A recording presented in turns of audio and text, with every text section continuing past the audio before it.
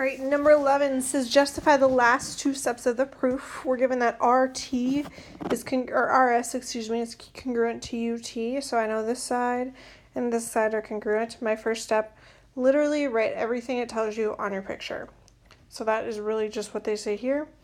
My second step says RT is congruent to US. So this one and this one are the same. And then we have to figure out, the next one says ST is congruent to TS. So this guy is congruent to itself.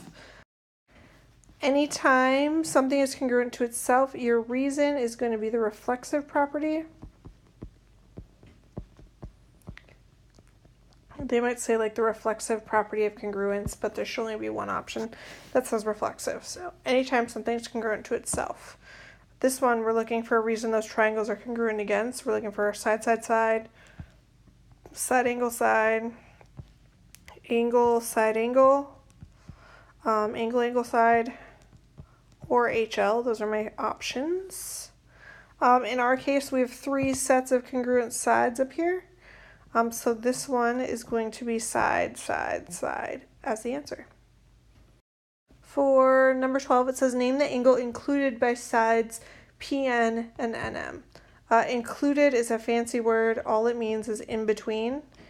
So we're looking for the angle that is in between these two sides. Our sides are PN and NM. NM is up here, these two. So we need the angle that uses both of those two sides. Essentially, it's just going to be this angle here.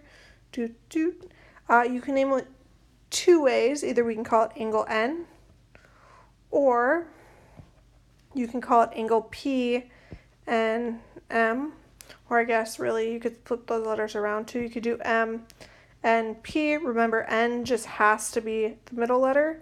I would guess that your test would include this one as the final answer, but it could technically have either of these options and they would also be right.